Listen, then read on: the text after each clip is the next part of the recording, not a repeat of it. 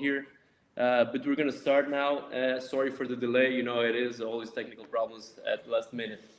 I have the great pleasure of being here with Catarina Bajanca, who is the lead sports scientist at Benfica, and above all is a very, very dear friend. So thank you for being here tonight. We're going to discuss a lot of topics related to GPS analysis. As you guys know, if you work in professional sports, it's a never-increasing available tool. So everybody has it, not only in football, in rugby, and also in indoor sports with LPS.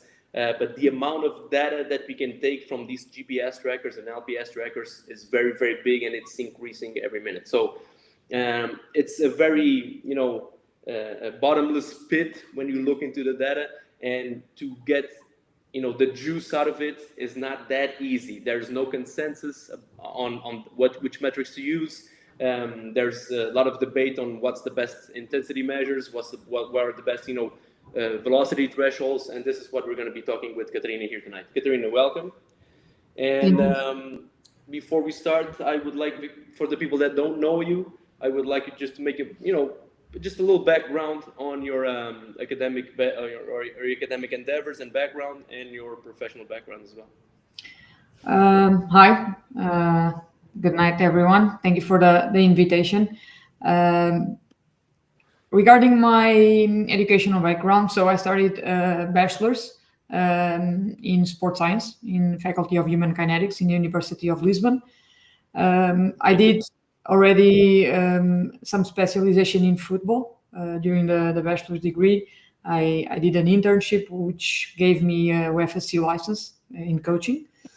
After the bachelor, I started my master's in sports training, again with a specialization in football as well. Also did an internship which got me the UFAB coaching license. In my second year of my master's, I started working in Studio Praia, and that's where I started working with GPSs. That was the first experience. Before that, Did anybody help you with the GPS in the Studio Praia? Yeah, and you know who? Gonçalo Pinho helped me a lot. Gonçalo, shout out. He was the one that got me through the processes of all regarding GPSs. So it was a good help for sure. All right. So right now, what are you doing exactly right now? Like, what's your role in Benfica? What do you work with? We're not obviously. I'm not going to ask you to, disclose anything. But what's your actual role in Benfica now? Yeah. So I'm gonna jump a bit backwards to tell how it all started. It makes it easier, I guess. So after staying a couple seasons in Studio Praia, working with the under-23 men's, I went to the indoor sports in Benfica. So a bit of change of scenery for sure. I worked with you met someone there, right? I already had met you. But we worked together. You there, handball. I worked in the other 4 indoor sports as well. We were able to put together the LPS system there. We worked with Kinexon, and we still do. And after that, I then transitioned to football, and I'm now currently working with the women's football first team, where we use GPS, not LPS, on a daily basis. Yeah. All right. So one of the things that I find very interesting, which is you've been with a lot of sports, and I guess it's always an enriching experience when you have indoor sports like handball and futsal, and then you go to football, and obviously you take things from all of that. So that's why you're one of my references when it comes to GPS analysis and this type of stuff, and that's why I'm asking you a lot of stuff all the time. But let's delve into the topic here a little bit, which is what I was telling in the beginning. There's a ton of metrics, okay? GPS gives us a lot of stuff: accelerations, decelerations, meter per minute, various thresholds, and on the most of the brands now, you can actually decide which thresholds to use. You want to use individual thresholds, you want to use arbitrary thresholds, whatever, intensity variables, most intense periods, whatever. So it's a lot of stuff, okay? and it's virtually impossible to analyze it all. And of course, the $1 million question right now that everybody's asking, because there's consensus on some things, but not on others. The $1 million question is which variables are the most valid to get what we want, and what we want is pretty simple: to get athletes ready for the sportive event, for the game in this case, and to avoid injury. So before we starting, I'm gonna make life easier for you, because just which variables, and there's a million of them. But let's focus on volume variables first. Let's not talk about intensity now. Let's talk about volume. What we hear most about is total distance, the thresholds in the zones, and accelerations, decelerations. Is there a lot more? First, let's develop on the zones. And is there a lot more than just total distance, speed zones, and acceleration and deceleration? What's your opinion about this, about volume measures? So I guess those are the main variables. I think they're the thresholds in the speed zones and the accelerations. yeah, and total distance, and total duration, which is something that we more or less take it for granted. I know it doesn't come from GPS, but it's important to Total number of consider. minutes. Yeah, but yeah, those are the main ones, and there are quite some reasons for those to be the main ones, in my opinion. I mean, they are valid variables, so they've been validated. Most of the metrics that you said, the thresholds are used, even if they're absolute and not individual. They are used for some reason. For example, why people in the men's football use 20 to 25 kilometer per hour, or above 25 kilometer per hour. What we can see is, and today there was a study that came out from the Euros, I guess, that FIFA uses those metrics, those thresholds, sorry. So it is important that when we use it in club settings and etc., it's important to use the same, so then we can compare if we want to compare. Sorry, go on. But yeah, those are the main ones. The thresholds should be done consciously, so we shouldn't just pick up a threshold just because. Both in speed zones and accelerations and deaccelerations, I know the speed zones are much more developed or studied. Not accelerations, deaccelerations not so much. Some people tend to use above 2, others above 2.5, others above 3. So there's a big topic there. What we know is that the more intensity of the acceleration, usually the error is bigger as well. So we got to make a choice between data quality and what we really want as well. But yeah, those are the main ones. I don't really like, for some reasons, metrics that are in arbitrary units. It is harder to prescribe because, of course. What metrics you're talking about? When you say arbitrary units, you're talking like about the player composite load. measures? Like player load. Okay, That a lot of people use. We're calling this. I refer to this normally as composite measures, or composite variables, which take a lot of variables into account, and they compile it as player load or the high metabolic load. Is what you're talking about. For example. What's your opinion on those? You're gonna say. Yeah, my opinion before was much more strict, for sure. Right now, I don't use them. I'm not sure I like them. First, because we don't really, it's hard to understand when the value is higher or lower, and we cannot for sure say, okay, for example, let's take into account total distance or distance in different speed zones. I can make an exercise where an athlete covers exactly what I prescribed. 100 meters of sprint distance above 25 kilometers per hour, or 300, 500 meters between 20 and 25 kilometers per hour. I can make an exercise and make sure that the athlete covers that regarding, I set up some meters, a time, and that's it. Accelerations, the accelerations, we can do that as well. But for example, player load, you cannot set up an exercise and say, this player will reach 2000 or 200 or whatever of arbitrary. It's an arbitrary unit. Yeah. So since I do like to plan a lot in terms of external load and each metric regarding like game data, individually game data, if we use arbitrary units metrics with arbitrary units makes it much harder to then prescribe, to say that in this training I want this, in that training I want that, etc., etc. So that is my opinion, or was and still is. Which is what we're talking about. So I want to hear your opinion. Yeah, but Let me just go back a little bit yeah, because you were talking about the speed zones, and actually they are arbitrary because it's set up in a way that it it helps comparison, which is what we want. We want to compare, between players. We want to compare, the output between players, between teams, between games, and it helps to have set arbitrary units. So before we go to the individual thresholds, which is something I want to hear your opinion on, is why 20, why 20 to 25, why above 25? Because there was a study. It's not recent. I think it was from 2021 or 22 from Vincenzo Rago, and 2020. Yeah, 2020. All right, you know better than I do. it was just They were compiling a review, and everybody uses different thresholds. So yeah. why 20 to 25 and why above 25? Because for the people that don't know, the main measures that are mostly used, at least I guess it's what we both use, is we got the total distance independent of the speed at which you're at, okay? And then the two main metrics of normal running would be between 20 to 25 kilometers per hour. So how much distance do you cover in that speed zone? And above 25 kilometers per hour, how much distance do you cover? But why those numbers?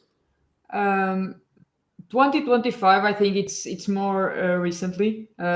Before that, a lot of people were using 19.8 and 25.2, Which and I is think the only reason, second and 7 meters per second. yeah, which I think the only reason is the conversion to meters per second. But yeah, they try to understand what makes it the difference between high speed running and sprint distance. So it should be different. And we're going to talk about the individual thresholds, which for a player above 25 is not sprinting. For other, it will be. So it makes it comparable, of course. But yeah, the latest research has been using 2025. The latest studies from Champions League data, from Euros data, from World Cup data, all have been using 20 to 25 and above 25, and even lower. They just do it from 0 kilometer per hour to above 25 kilometer per hour. So that's one of the reasons I think that the clubs should use the same thresholds as these studies, because if we want to compare things, it's good. And also, for example, one thing that I have to deal with, for example, if you have players that are going to national teams and coming back to the club, You want to have if we all don't use the same thresholds, we're just it makes a dealing lot of with sense. different data.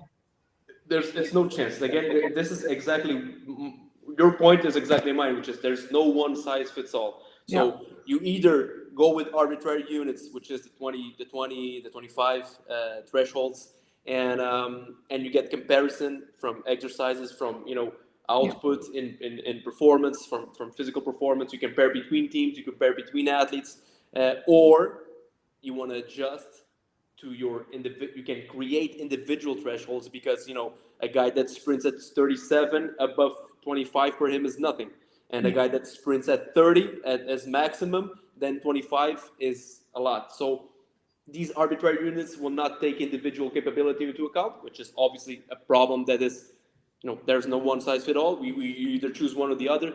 But my question to you would be, if you work in a setting like in a big club where you have the possibility of having both, do you think that individual set zones besides the arbitrary units are useful? So would you test athletes, and would you use two different models, like the individual model and the arbitrary model, to compare external load? Yeah, for sure. I think they're both useful. I think they answer different things. For example, we use in our context, we use individual zones a lot more to plan loads, because we think that there's no correlation, but we think it gives us more feedback regarding how the player is. But for example, if we want to feedback some information to the coaches, if we want to compare exercises, all that, we use the arbitrary units. Of course, you want to compare exercise, you have to compare, absolute output. There's absolutely. Yeah, and the coaches also. I mean, the more they are into this, and the more they understand, they also start to get the eyes for it. So they understand when exercise gives more volume of, in women's football, is 19 to 23 and above 23. So they understand when there's more high speed, when there's sprint, so they start to understand. Sorry, if let me just it all individual. Sorry, let me just interrupt you there. The speed zones in women's are different? Yeah, they are. Okay, can you develop on that? It's 90 and 23? Yeah, the last two, yeah, it's 13 to 19, 19 to 23, above 23. Those are the last three for sure. Yeah, it was a study as well to understand where would the thresholds would make sense to break them. And that's my question. What's the reason for them to make sense? So again, why 20 and why 25? Of course, we need to agree on something, but why those numbers? Is it that, do you think that's, from 25 onwards, it changes the movement biomechanically, and from 20 onwards, why is the reason that we're around 20 to now, or 19.8 or whatever, and we're around 25? Do you know the reason for this? I've read some studies. I don't recall the exact reason. I think it has to be. Yeah, I think it has to be with the biomechanical for sure, and the max velocities of players as well. I know there's a trending to increase those. We'll see if these thresholds also have changes in the next couple to few years. But yeah, they do put together a bunch of data, and they try to. I think they try to understand where, like, I don't know if it's some type of cluster analysis, but try to okay, here there's a big chunk, but then there's a variation. So I do know the articles where they do that. I think in the women's is an article by the Don Scott, which is someone with a lot of research in the area. But I can send you the article later, and you can go attach it to this. Yeah. All right. So just to close up on this last issue we were talking about. So you think it's useful to use individual thresholds? So because I think everybody agrees that it's more related to what's happened, to internal load. There's a bigger relation if you use, individual thresholds, the relation to internal load, which is when you're looking for injuries. It's what you want to check, because you want to check what's happening inside the body of that player, of course. And of course, individual zones make more sense. But when you want to compare performance, you need, absolute output. So that's why most teams, you don't have the human resources to be analyzing two different models. So that's why if you have to choose one, I would go for arbitrary, of course. And not. Yeah, but I think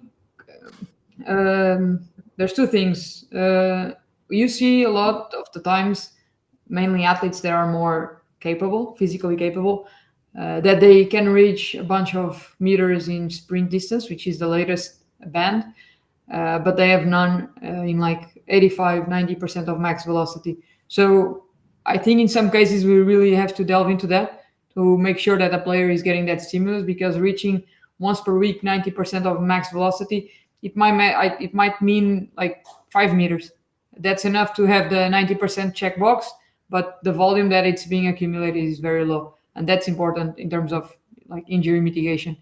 And the other thing is the providers, StatSport, Catapult, Kinexon, GPEX, whatever, all of those, they already have both. You can use both in the majority of these providers' software, so it makes it easier to do that analysis. Let me ask you one question. Of course, there's, you were talking about something that's, also there's a thing, which is the 90%. Everybody goes for the 90%. Well, if players do 89%, everybody goes crazy. But two questions on those 90%. What's the frequency that you would consider safe? Once per week, once every 10 days, once every 2 weeks? We try to do twice every week. So we do once in training, or they can do more, of course, and we also have to make sure we control that, the frequency of, the frequency and the volume of, but the minimum dosage we try to make sure they have is twice per week. So one in training and one in the game. Some players What don't reach about the volume? game. What about volume? It depends. It depends on what is what You're they talking usually about- do in the game. Yeah, So what we about always the worst case scenarios of each player. we always try to plan what they do in the week based on like their top 3, top 5 matches. Right. So we go from that. Yeah. Right.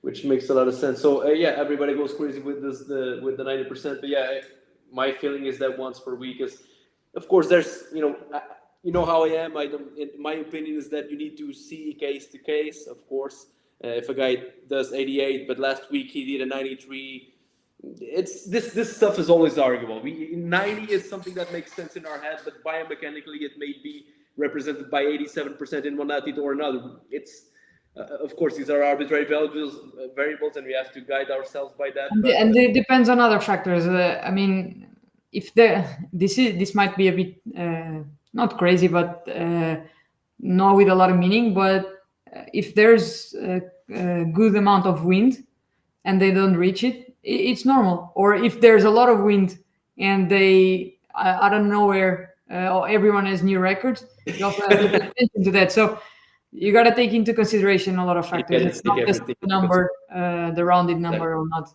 Yeah, and if the player you can see if the player is sprinting and it's actually doing a lot of effort and it gets the 87, 88, 89, are you going to keep doing it until the player breaks? No, I don't think there's a need for that. I think you have to take into consideration all the other factors. We totally agree on that. All right, so we're talking about volumes, about the main volume variables. We delved a little bit into the thresholds of the normal speed zones. Just before we go to intensity measures, because of course I want to hear your opinion, but what about acceleration and deceleration? You go for, what's the normal number that you would go for? You'd go for 2 meters per above and below 2 meters per second. No, I like to use the 3 meter per second square. I think a lot of people have been shifting from 2 to 3. Yeah, from 2 to 3. I think some use 2.5 and 3.5. I've heard some people using 4 as well. Is there a consensus as the same as there is on the normal thresholds? Even less. And I think it depends a lot on how the accelerations and the accelerations are calculated, because you have providers, and even inside the provider you can choose where accelerations and the accelerations are calculated based on the accelerometer or based on the positional data, and that changes the amount of the volume of accelerations and the accelerations you get. So it's not coincidental. It's different. It's different. The thresholds are going to be different. If you're using positional data, you're going to have a velocity threshold probably and a dwell time. So it will be different. Usually much less in my experience. Mainly the experience of getting information from other providers, like from the same player, and we tend to see that difference, and just by different providers, like from Catarina to StatSport, for example, accelerations and deaccelerations, 3 meter per second square, both on positional data, calculated on positional data. The volume is different, and it has to be a lot because of the smoothering, the filtering, basically the code that the provider used to get that number. So as you can see, it's a little bit more complex. It's the same thing, as you know. It's similar when we say we want to test the squat, but one guy tests with the 1RM equation, the other guy tests with the encoder, the other. Yeah. But I guess the take-home message here is that we need to be aware of all of this, because you might be taking wrong conclusions if you don't know that this happens. That if you test it with the inertial movement unit and you test with the positional data, that the results are going to be different. So you need to we all need to be aware of this type of stuff, because this may lead to errors in interpretation. But yeah, my message here would be my main question would be: is there more of a consensus in acceleration and deceleration, and The answer is not really. I think it's even less. Yeah. Yeah, I think it's even less. even less. Yeah, I think for there's sure. a shift from using 2 meters per second squared to 3. Okay. I think we've seen that in the latest research. I I was think actually, sorry, go. I think more than 3 might be You're not gonna get dangerous. it for 3. You're not gonna get too many numbers. You're not gonna get too many numbers, and I think the error will be bigger. So I you're guess the adding ideal numbers is that might have a bigger error. the ideal would be if you have a provider that allows you to have all of these numbers on the same export. That would be that would be ideal, because then you look at what you want to look, Yeah. and you can And actually have. and another thing is the difference between like GPS and LPS. LPS is much more valid. You're not dependent on satellites, so like the data, and there's already football teams using LPS. Sorry, for the people that don't know, LPS is local positioning system, which is a system that has cameras, Antennas, radar anchors. antennas, and you use it. It's the same thing, but it's indoors. They use it for. Instead of looking for the satellite, it looks for the antenna, the anchor. So it's To actually stream the much signal. more valid, much more reliable. Yeah, it's much closer. The anchors are much closer, and yeah, it makes it easier. Right. So let's go for one of my, favorite topics, which is intensity variables. So what do you use? You use a mirror per minute. Do you use worst case scenarios of 1 minute, of 3 minutes, of 30 seconds? What, outside of volume measures, which is the most talked about, that people use the most, what do you use to check intensity? What do you use to check intensity? I think like what we've been talking about, there's not really any consensus. I think one of the things I try to make is adjust based on what the coaching staff wants to see, and I think that's important to take into consideration.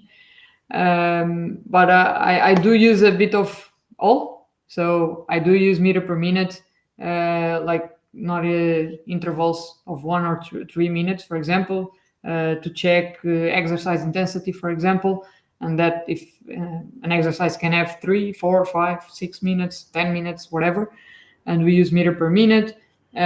We can use worst case scenarios. We can use most intense periods, most intense intervals. Also, it's curious, but there's not really a consensus about these terms. So Yeah, I would call it people use worst case different scenarios. terms for the same thing. I like those. Yes, it's easy to say. I know those. there's been a recent paper talking about this as well. But yeah, you can. I think what you use has to be considered based on what you need, and here is something that I like to point out. What I use for a lot of things is to have a performance question, to know what you're going to use it for, because I think you have to know, okay, I need this to analyze that, and by having this sense you can understand what fits the better. Same with performance testing. You're not going to test something that you're not going to use for And nothing. you're not, and you shouldn't. Okay, of course there can sometimes have some, you can like look for it, of course, but you should do something knowing what you want to get from that. So it's the same with what you asked.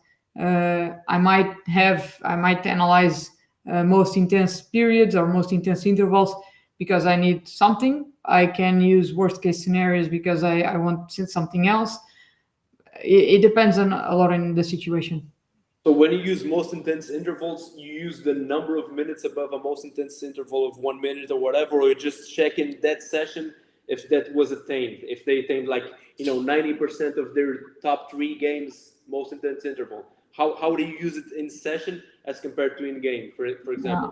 What I like to believe that it makes sense is first looking at the match data and understanding the intensity of the match, and that can be in intervals of 1, 3, 5, 10, 15 minutes, and then try to understand how it then connects with the game. So like look at the game, try to understand most intense intervals of 1 minute, of 3 minutes, of 5 minutes, get a value. You're going to get something meter per minute of total distance, something meter per minute of high speed, etc., etc. And then depending on what you want to use that for, imagine you can define, okay, reference values based on the top 3 matches, the top 5 matches, the matches against your biggest competitor. This is the data from 1 minute, like top 10, top 5, 1 minute, most intense period on these matches. Okay, and then I want to make sure that I do reach those values in training.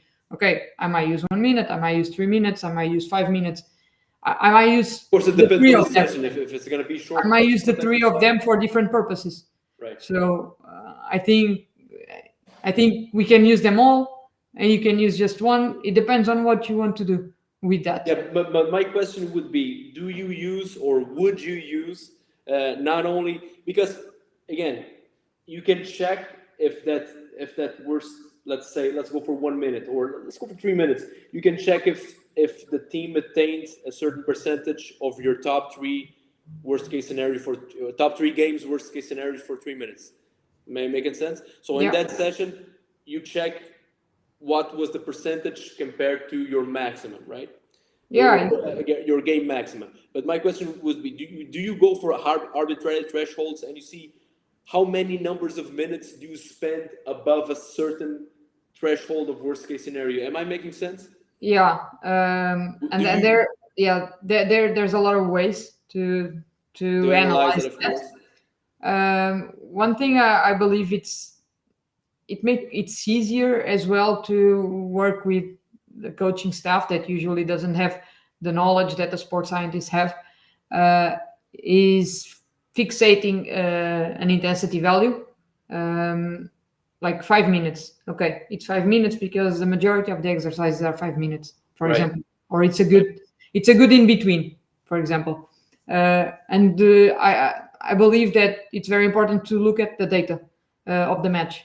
So using match data and then seeing in the training if you reach those, basically. Exactly. And I think that it makes it easier if you look at exercise and understanding, okay, this exercise gave you the intensity in accelerations, the accelerations. That exercise gave you the intensity that you're looking for in terms of high speed running. That exercise in sprint distance. Yep. Some exercises do it in total distance, and that's also important. A more like extensive exercise. So yeah, you can use it in that way. I think it makes sense to look at the match data, if not yours, some data that's in the literature, and maybe a mix of both. But yeah, makes sense to use, and I think it's important to use. One of the things that I used to do is when we of course you make a compilation of all the exercises that the coaches, that each type of coach normally does, because we're going to be changing. Unfortunately, we're going to be changing coach all the time. But one of the things that I used to do is, I had a plan of the session, and I knew more or less the meter per minute that I wanted in each of these exercises. And when you have the live feedback from your GPS provider, it helps a lot because you can change the exercise in session. So I can go to the coach, and we did this a lot. We went to the coach and we said, listen, this is not intense enough. You can either do 2 things. You can, put 1 more period because you want to attain this volume, or you can change the conditions of the exercise to like bigger dimensions. Or you can increase the volume of the set. So for example, you can add an extra of 3 minutes, maybe you need to do 4, or maybe you need to do 2. Yeah, but the thing is, okay, this is when you want to attain a certain volume. But if you want to attain certain intensity, there's no way unless you change the conditions of the exercise. Yeah. So you can change the variables. Of course, this is something that you can suggest something, but of course, or the time or the rest time. The rest time, for example. For instance, yeah. Do you take into account when you go? You were telling me in the beginning that you use the total number of minutes. Do you take rest periods into account or not, or do you use with the rest periods and without the rest periods, so you can check density, of course? The way we edit training, and the way I believe it makes sense, is to have the possibility of looking at both. So what I think it makes sense is to cut exercises and pauses, in this case in Catapult software, because it takes into account the sum of the periods. Yeah, but not all softwares allow you to do that. Yeah, and some for example, we have different providers. For LPS, we use Kinexon. For GPS, we use Catapult, and the editing mode in both is a bit different. So, but what I do like to have is the flexibility to analyze with and without the pauses. But for total training, I do take into account the pauses, because if you want to compare training then with the match, if you're taking the rest time, of course you're going to have bigger intensities, but the game also stops. I don't take into consideration the half time, of course, but the game stops for VAR, the game stops for physiotherapy checks. Of course, no, it happens. It's part of the So game. if the game stops, Yeah. and if we don't take into account the rest periods in training, we're not, in my opinion, we're comparing two very different things. Yeah, agree. Of course, if you can have access to both, it's I think it's very useful. But if you can only have access to one, I would go for the including the pauses as well, because Yeah. it gives you a measure of density of the session as well. Yeah. Which I think is something important as well. Okay, let's go for something that people don't like to talk about, me included, which is goalkeepers. What do you use for goalkeepers? Because people go with left dives, right dives, threshold on the dives, jumping thresholds. What's the most used? I'm sure you were a goalkeeper yourself, right? When you were a player, what do you think is the most valid way to compare external load for goalkeepers?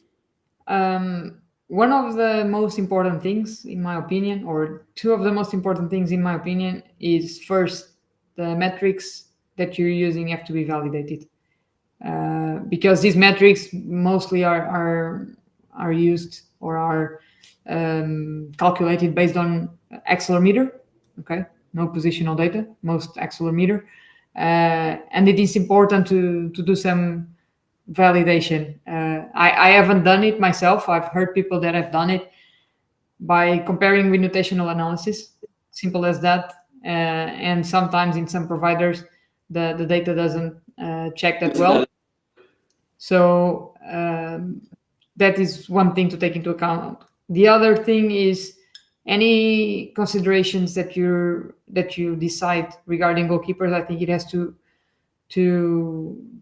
be done in collaboration with the goalkeeper coach, or like a goalkeeper department, if it's a club that has a goalkeeper department. Not everybody's so lucky. What? Not everybody's that lucky, but yeah. Yeah, but I think it's important, because it's not a sports scientist of one team that has to decide, of course, what the goalkeepers for that team. Again, let's say if you have most of them validated, the jumps and the drops, what would you use? I'd use accelerations and deaccelerations. That's for sure, because the goalkeepers do those a lot. Those are pretty much validated, right? Yeah, I'd use maximum velocity as well, and this is a hot topic for sure. And then jumps and dives, probably. There are other metrics like time to feet, right, left, center, dives like low intensity, medium intensity, high intensity. Yeah, I was going to say, when you're talking about right and left dives, again, you need to have a threshold, right? Yeah. So you have like, it's on X dive zones. It's dive zones. It's like low, medium, high. To be honest, what we use in Catapult, they validated these metrics. They shared with us some ways, or how they validate it. I think it's based on accelerometer. I'm not sure about the bands. Yes, dives, I think it's a accelerometer, and it's something that's called a magnetometer.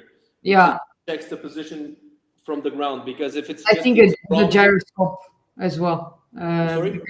And I think the gyroscope as well. Yeah, probably. So because if it's a dive, you can do an acceleration and not dive. It's not going to count as a dive. So it needs to be. We need to make sure that you drop. Yeah. So you would use dives in the different zones. Would you use jumps as well? I'd use jumps as well, but why the maximum speed?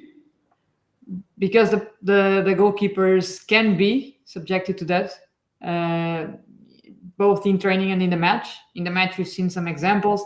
There was an example a couple of weeks ago from a goalkeeper in the Premier League he went to the half of the field and then he had to transition back. I guess I don't remember the name of the And he goalkeeper. sprinted at 100%. And he sprinted at like 32 or 34 kilometer per hour. Right. So it is important to make sure that they at least are subjected to that, and so it's important to make sure that Do in you training. go for once a week as well in keepers?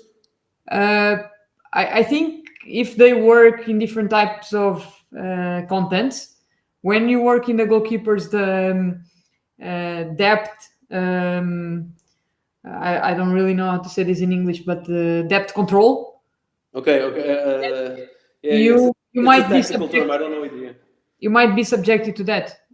So if I was a goalkeeper coach, which I'm not and don't intend to be, I'd make sure that at least. I wouldn't make sure that every week they target 90%, but I'd make sure that they have some maximum velocity or close to maximum velocity stimulus during the week, and probably in that context because it's a game context.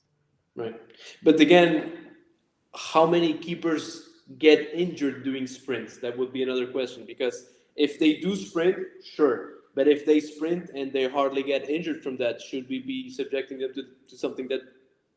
I think you have to. There's no right answer. Again, I'm not. Yeah, I think first there's no right answer. I think you have to check the priorities of training and see if that also is it that problematic, or does it take that much time to make sure that the goalkeepers have this stimulus? Probably not. Probably some of them do it without being like an analytical stimulus, so you integrate it, and that's even better.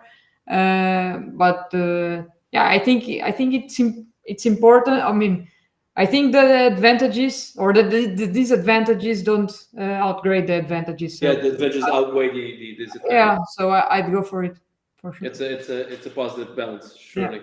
Yeah. Before we go, there's a couple of questions, guys. If you're listening to this and if you've asked some questions, we'll see to it in a minute at the end. I just have one more question. I wanted something else to discuss with Catarina, and we'll check your questions in a minute.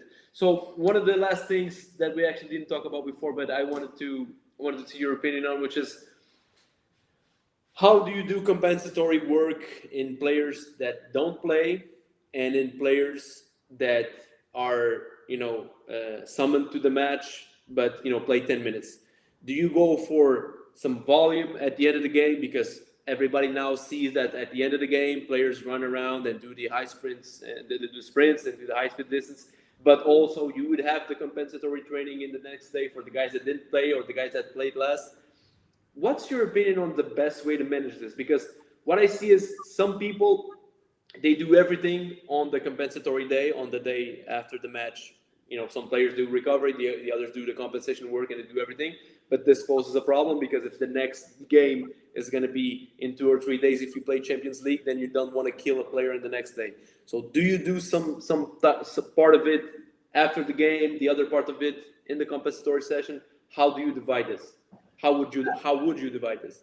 Yeah, in my opinion, we have to factor a couple to few things. First, the logistics, because you might go to a game where you can. This stuff, I feel that I'm talking to myself, because I think we agree on most of the stuff. Actually, I learned a lot of it from you. So there are some places, I mean, each time less and less, but that you cannot use the pitch after it.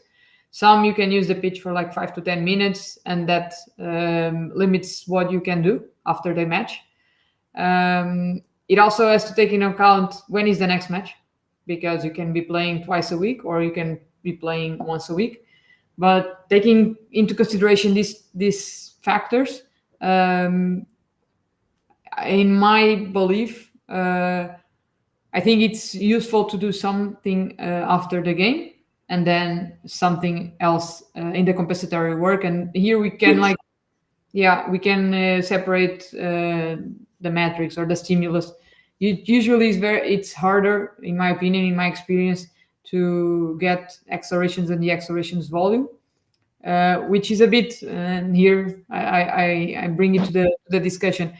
Usually the accelerations have an eccentric stimulus, which makes it like longer to recover for the next match.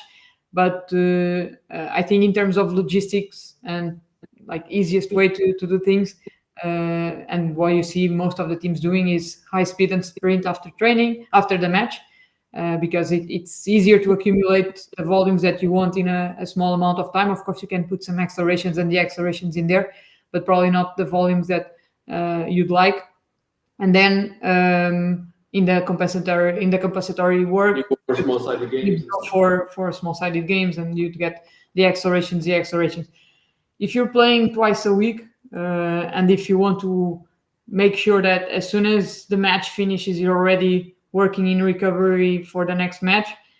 If you're playing at home, for example, there are teams that go to train after the match and they do everything there. And then the next day might be recovery for all the players, for example, because the players that didn't play have a hard session after the match. But yeah, again, it depends a lot on logistics. It depends when the next match is. I think there has to be different approaches based on this. So this is more of a personal question, I guess.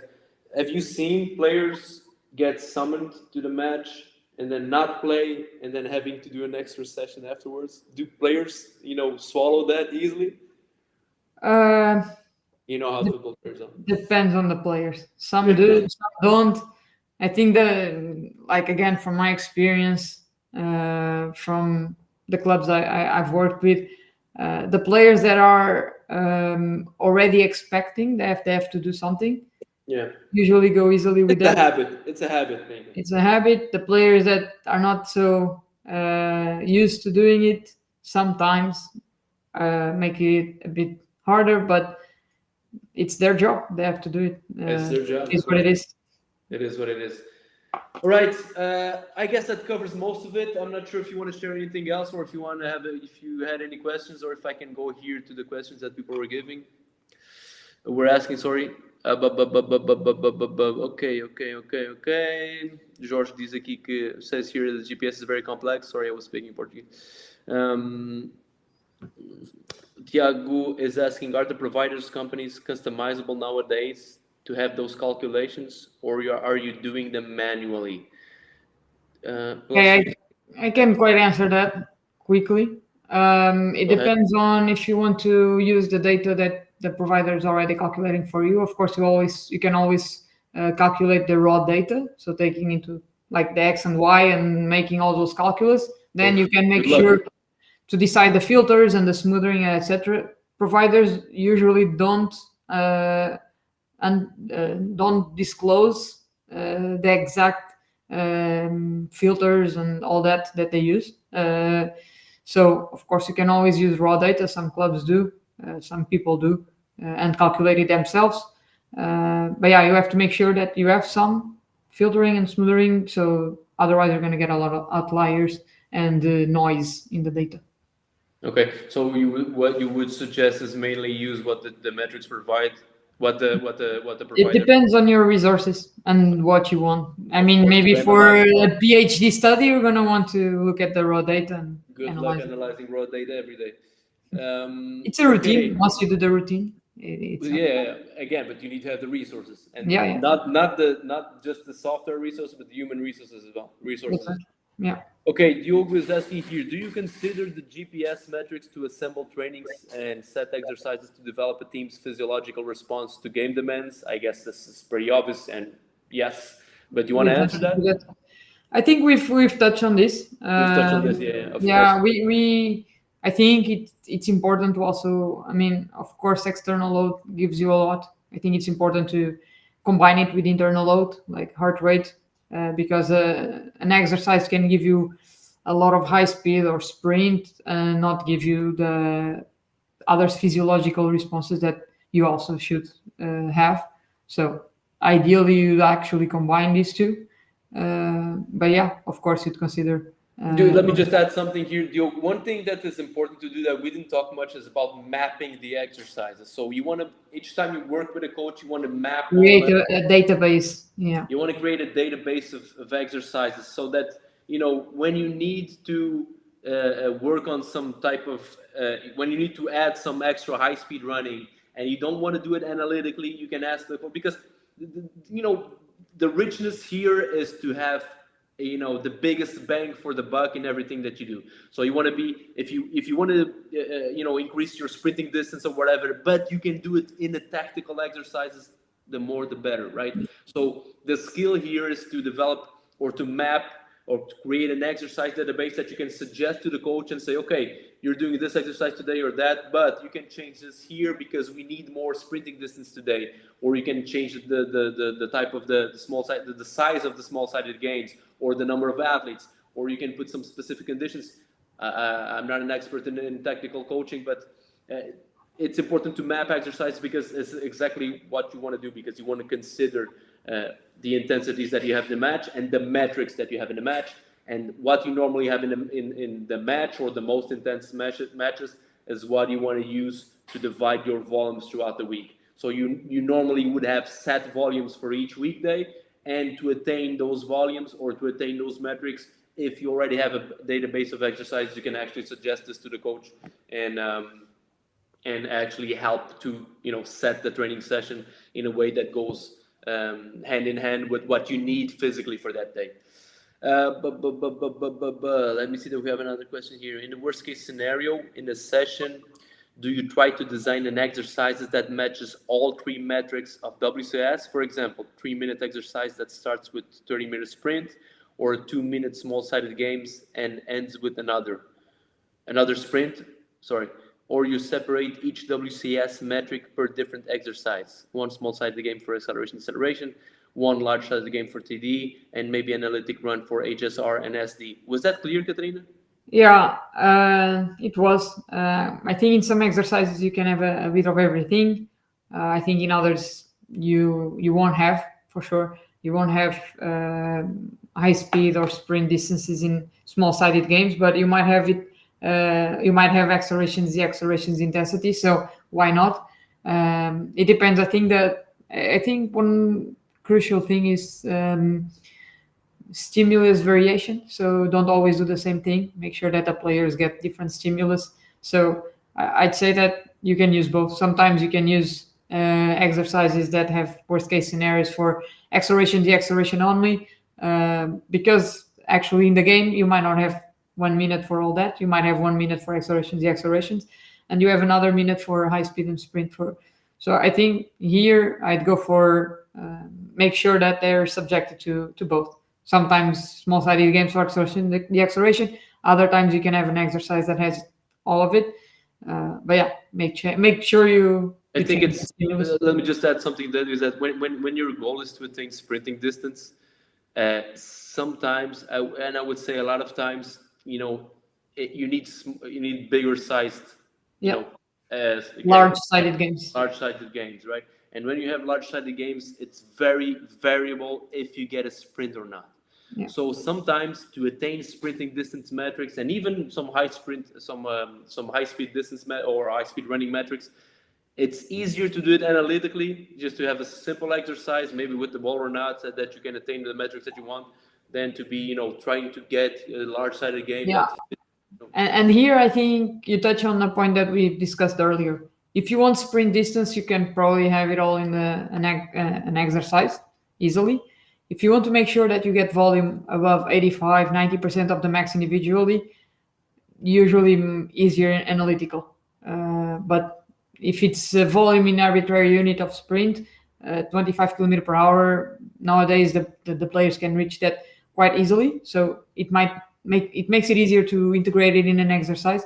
If you want to make sure that you have 30, 40, 50 meters of 90% above max velocity, maybe in an exercise might be hard, or you have to stay there a long time to make sure that and then you stay there a long time and you're going to get more of everything else, which is unwarranted some of the times. Okay, guys, we're running a little bit late here, and I don't want to keep Catarina too much more.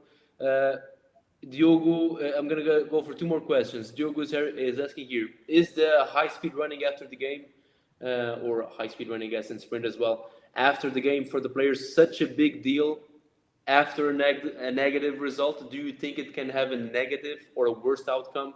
This is what we were talking about. It's about habits, of course, but I guess Diogo's question here is, you're going to, everything, they lost, everybody's heavy, You're gonna have a big trip back, but you're gonna have to run afterwards. What's your opinion on this? Do you think I think it depends again. I think it depends on did you lose, but you have a game in 3 days, and that's your only window of opportunity to give some stimulus to the players. Do it, because otherwise you lost that game and you're already influencing the next one. And yeah, it's a lot of habits. Through these years, I've of course had losses, and the players go and ask you, "Are we supposed to do it?" And yeah, of course. I mean, let me just give you my opinion on this, Diogo. Let me answer a little bit because I'm, as you know, Catarina, I'm very big on explaining things to athletes because I'm I hate to put myself in a position that I know what's best for you, because I don't actually. I know more than they, but I don't feel in their body. They feel themselves. So I think it's important to bring them into the process. And when you want to bring them in, you need to explain why they're doing stuff. And when you explain, say, listen, man, you need to do this because it's going to be better for you for this, this, and when you explain stuff, athletes, some of them are lazy, but most of them, they want to work, they want to be better every day. They want to be ready for the next game. This is what athletes want. And it's our goal as strength and conditioning coaches, not just to tell them what to do, what's better for them, but to explain why you're asking something, because then the buy-in from them is better. Because if you need to be able to articulate the reasons why you're doing stuff, and that makes the buy-in way, way better. Of course, there's always cases. You're going to have a bad trip back, you're going to reach home at whatever hours, the logistics you need to take into account. But most of the times I rarely had problems myself. I rarely had problems. and you see that, and the importance of doing that when you have players running different volumes after the game, and they question, why does X run this and why run that? And if you don't explain where do those numbers come from, for sure it's going to be harder for them to understand why they're doing what they're doing. Yeah, when a lot of them, I pulled out the spreadsheet and I said, no, this is your metrics here. This is what you ran this day, and the reason why I asked you to have 3 or 4 or whatever sprints is this, and that. And then the guy, he never asked me anything anymore. He just wanted to do it because he knew he knew the rationale behind my asking to do something that may be uncomfortable. And as soon as he understood that was actually it's good for him, right? And that's the theory here. It's easy to buy in and to do this stuff. I'm gonna go for one last question. I have Vitor asking a question here, but he asked in Portuguese, so I'm gonna give priority to the people that were asking in English. Sorry, Vitor, I'll call you afterwards. Ricardo was saying, what would you advise someone who's finishing their master's degree in June and wants to be a fitness coach like you? What would you tell them to do? What would be the best steps to get into a club like Benfica or Sporting or whatever? I can speak a bit on the reality of Benfica. We do take interns, masters interns. We have some collaborations with universities, and that's one pathway to start. The other one is like the one I did. I also had I did an internship, but on the coaching area. But I knew I wanted to understand a bit more about the GPS training and all that, and I just went to a club that I knew were using this technology, and said, okay, can I do an internship here? And I want to learn, and that was it, basically. Maybe in the biggest clubs you cannot do that that easily, but at the moment there are a lot of clubs using this technology. There are a lot of clubs that have qualified people that could explain things to you.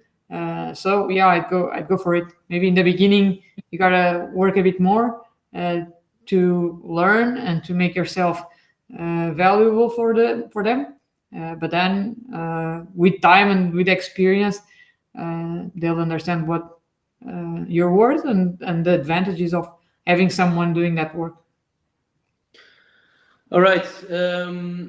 Catarina, you have 1 more minute for one last question? Sure. Okay, last one, because I was seeing we still have a couple of minutes before we reach 10:15, and I'm gonna answer Vitor here. Sorry, Vitor, we still have time for you, but I'm gonna have to translate because you're speaking in Portuguese. He was saying, is the compensatory training a good substitute or complement to the game? Where is the competitive stress and the psychophysiological load associated? So basically, Victor is asking is, can you mimic the stress of a game using analytical exercises or using any type of exercises like on the compensatory training? A match is a match. You cannot replace that with training. In a match can happen a lot of things that you cannot control. In the training, you can control most of the things. But of course, if you're doing the compensatory training after the match and the compensatory training is just a few runs, it's going to be harder to have the competitive stress or that load. If you do it a post-match session, a most complete one, you're going to have a bit more of that physiological load, but the competitive stress and the psychological associated with that, I mean, it's very hard if you're not in the match, if you're not subjected to what happens in the match.